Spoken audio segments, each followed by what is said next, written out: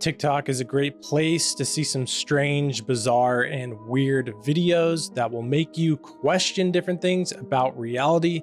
So let's have some fun and look at some of these wild theories. Pulled across this massive cliff overlooking Monument Valley. It was when I started looking for campsites on the edge of this cliff that I noticed something odd. The cliffside was not a straight line, as you would expect. It looked more like a giant zigzag. Look at that. And then I zoomed in, and suddenly... what's going on here? It's composed of hundreds, maybe even thousands, of massive, geometrically perfect cubes and rectangles. What is going on here? Piqued my interest and got me thinking.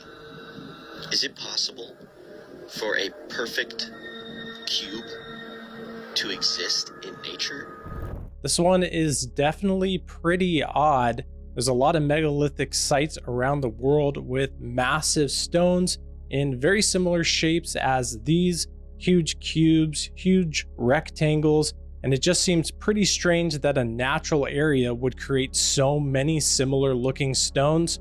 Maybe this is an ancient megalithic site. Our history is a lie. We are living on the remains of a much larger, giant past. All over the globe, there are enormous tree stumps. Ask yourself, why do all these stumps have clean cuts? Some have gone as far as to say that these are petrified remains. But let us go with the theory that they are enormous tree stumps. Imagine the sheer size of the tools required to fell these trees. I mean, it had to either have been an extremely advanced species that lived on Earth way back when, or the giants, the ones mentioned in the Bible. Let's explore these two ideas. The idea that an extremely advanced species existed before us is plausible. Have you heard of Tartaria, or even the Anunnaki? Tartaria was, and possibly still is, a highly advanced civilization that was global, with technology and knowledge far beyond what we can imagine. They have even been credited with building the Great Wall of China and many other architectural marvels. They would have had the means to sever trees that reached up into the heavens. The second idea is that it was giants. The Ethiopian Bible, which is the oldest Bible to date, has books and passages removed by modern-day Christians. One of these books is the Book of Enoch, and it mentions giants in detail. In Enoch 7, verses 1 and 2, it talks about the Watchers, better known as the fallen angel, who were banished from the heavens and took human women as wives. This produced a race called the Nephilim, a race of giants. They taught their wives forbidden knowledge, charms, and enchantments that were not meant for humans, further corrupting humanity. The passage reads, "They taught them charms and enchantments and the cutting of roots and made them acquainted with plants." Could this reference to roots be the gigantic stumps we see today? Both of those points mentioned are definitely true about the ancient past. There were highly intelligent civilizations. That's why we see some of these megalithic sites built the way that they were, built in ways that we can't even replicate today. Similarly, giants did exist. Not only the Bible, which is the absolute truth, tells us about this, but almost every other ancient culture in the past has stories about giants. Now, whether these mountains that we see today are the remnants of old tree stumps, that's definitely speculative. The height of those trees would be absolutely massive. And if everything on the earth was that big, truly, with the humans, the animals, and the plants, it just seems like they would be way too big to actually sustain each other. This is further explorations of a site I found in the desert in southern Peru. There were literally seashells all over the place, which is quite shocking given that the ocean itself is hours away. This area of the complex had by far the densest collection of human remains, pottery shards, and textile fragments, and you couldn't walk anywhere without running into several. And right around this same area was a relatively intact skull which had subtle indications of being slightly elongated.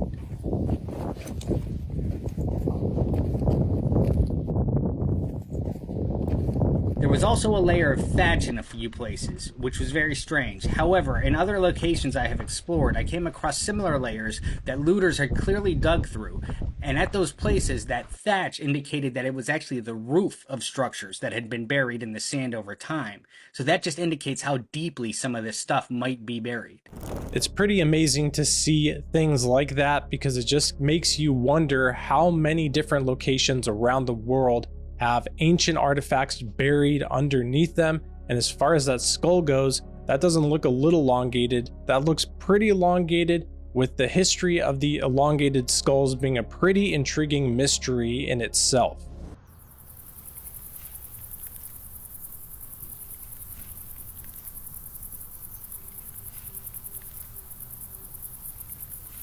Now that's for sure an AI generated clip, but what's interesting about it in relation to the previous topics is in the time of these ancient advanced civilizations when giants existed as well, not only were there massive humans, the giants, and the hybrids that they were in themselves, but there were also hybrids being created and mixed with the animals. But when you see this stuff in America, you know what's really weird? All the state capitol buildings that don't really match up. Like, why did they build something that was straight out of ancient Rome in like Iowa? You know, like in Nebraska. 2,500 people live in a town somewhere, and they build a post office that has 700 rooms and is like an ancient castle. It's the same like with the Mormon temple, where they said they went out to Utah, you know, with horse and buggy and nobody else out there, and they supposedly built this wonder of the world castle with no rails and no dump trucks and no cranes, and it goes down 40 to 60 feet underground with more building. And even think about like the 1 year timelines. And a lot of these buildings are 1 year wonders where they created this very elaborate stone building in 1 year. But then you think about some of these places that have 1 year timelines, and then they work in like Syracuse, you know, Albany, Syracuse, New York, these crazy places like that. Explain to me how much work they're getting done in the dead of winter when the roads would have been horrible. Then you add snow on it, and then the logistics make no sense. Even think, like I said, go back to World War II. We're told that the Germans were not necessarily defeated by the Russian army. They were defeated by the Russian winter. Yeah. Because even with the high-tech German stuff, they couldn't even move the equipment during a harsh Russian winter. Mm-hmm. So that is like the highest tech stuff in the 40s. And then you're talking about these things were built with horses and buggies in the 1840s. Seeing those incredible buildings built in the 1800s could be linked as well to the ancient civilizations. That's what some people believe, that this knowledge of building these ancient incredible sites was also stretched into the 1800s, and that's how they were building some of these buildings in, just like the video mentioned, less than a year. Robert Bigelow said to me, "They're walking among us." I said, "What do you mean they're walking among us?" He said, they're walking among us. They live right here, kind of thing. So again, I'm looking at him going, I need to see, I'd like to see some proof of that. Right. But then he said, we've done studies. We've done extensive studies on the impacts of this story would have on the general population globally. And I said, Interesting. Okay. Well, like what kind of studies? He goes, well, you take Iran Contra and you take all these other like super big scandals, and you multiply those, every one of them that's ever happened in the history of mankind, modern history, and then you multiply that by 1 million, and that's the impact, according to our studies, that this reality would have on the general public. He said the economy would collapse, organized religion would collapse, and he just rattled off all that. Like, again, I'm not saying that I believe this, I'm just telling you what he said to me. There's already a trend here in these videos that we've been watching. It's like all this stuff is connected from the ancient past, really connected to the fallen angels. They're coming to the earth, creating the giants, mixing with mankind, and how this ancient, advanced understanding and these entities that existed in the past are also existing today. And that's what's connected to these beings that he mentioned are living among us, what some people reference as aliens.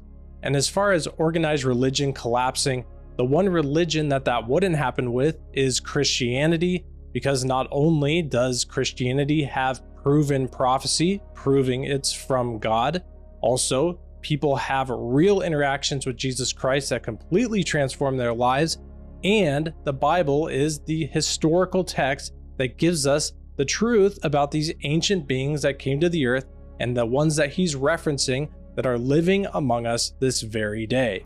This is the most important mural that's ever been created in human history. This, it tells us everything. In this depiction, and I want to break it down, the two beings on the other end are the Anuna. That's why they have wings, and that's why the horns on their helmets have multiple horns that represent status. They are not like we are. They're not kings. They're the beings that we think of as the Anuna, our creators. The two most important symbols for power, like strength, were two things: the horns of a bull itself in Egypt, and a lion. Now, in this depiction, you're seeing our two Anuna on either side passing rulership to rule over us to two different individuals.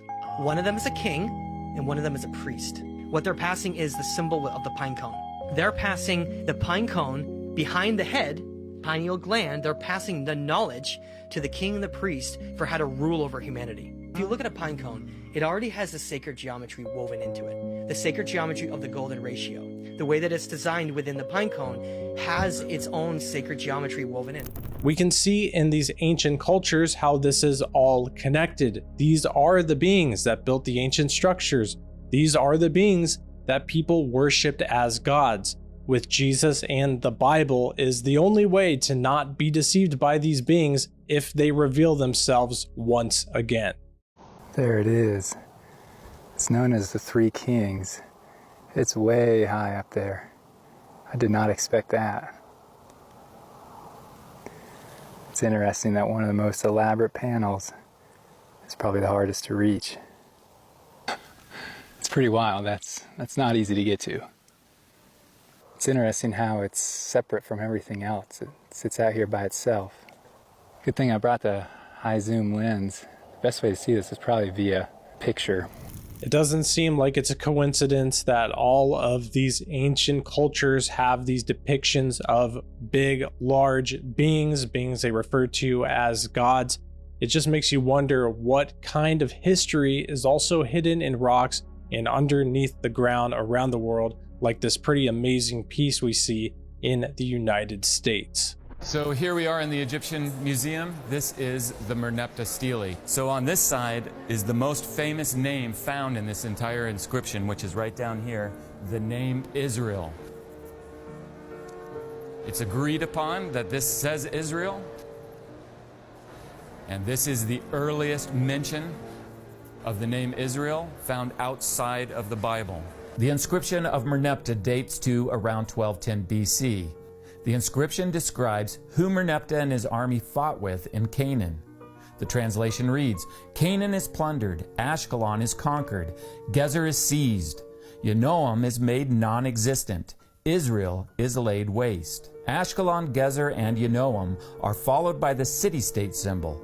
These three city-states were ruled by kings. There is no city-state symbol shown for the name Israel. Instead, the symbol for a foreign people is shown. This means that in 1210 BC, Israel is described as a people that has not yet formed into a nation and therefore is without a king. According to biblical chronology, the date 1210 BC falls in the Judges period, where we find in the book of Judges this repeating phrase, "In those days, Israel had no king." This is yet another example of the details in the Bible being verified through the details of an inscription dug up through archaeology.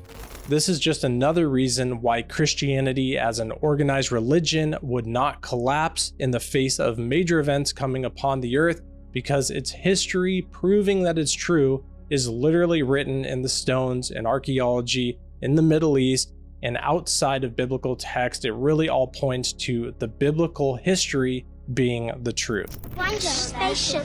Yeah. Little ones around. Yeah, let me see your drawing.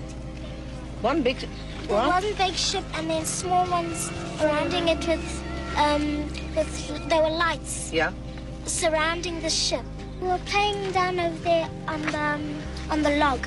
Yeah. And then we saw something shiny, so we all ran down over there. And it was in the early morning?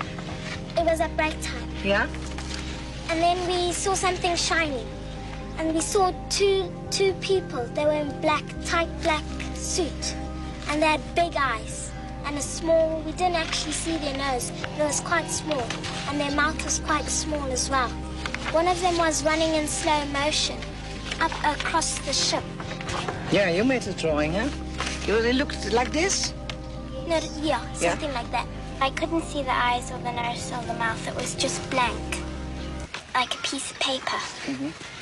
Seeing how many people have experienced something along these lines, this is a really extreme case of it, but showing that they're encountering some sort of other entity or being really appears like they're going to somehow manifest themselves in the future. And I'm telling you again, this is definitely a great delusion and a deception, and these things do not want to bring health and peace or anything good.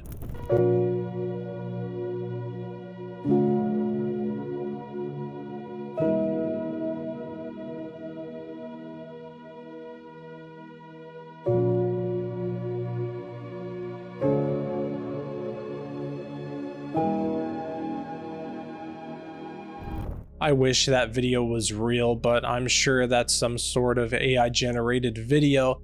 But when you look around the world at how many pyramids were buried underneath the earth and how they looked just like a mountain, and then after excavated we see the actual pyramid, it makes you wonder if some of these pyramid shaped mountains in Antarctica really are pyramids, or if there were any civilizations that lived there at some point in the past.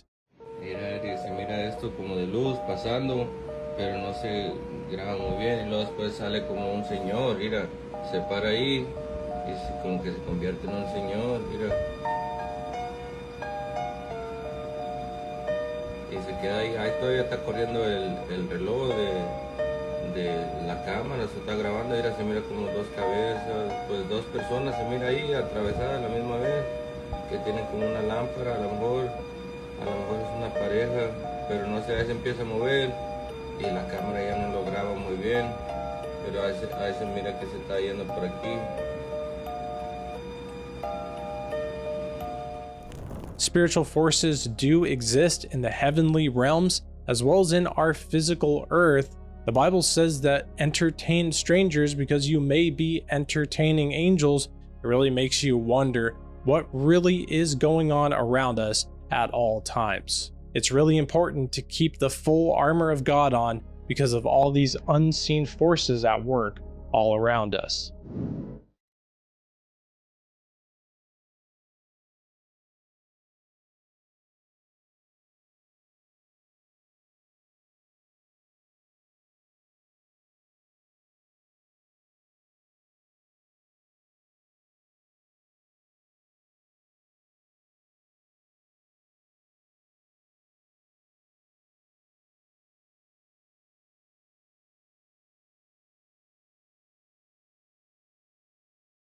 If that's real or not, that's still a good description and something to think about. And when you actually partake in a sin, something the Bible warns against, it's really allowing access to the evil forces that love to do those things.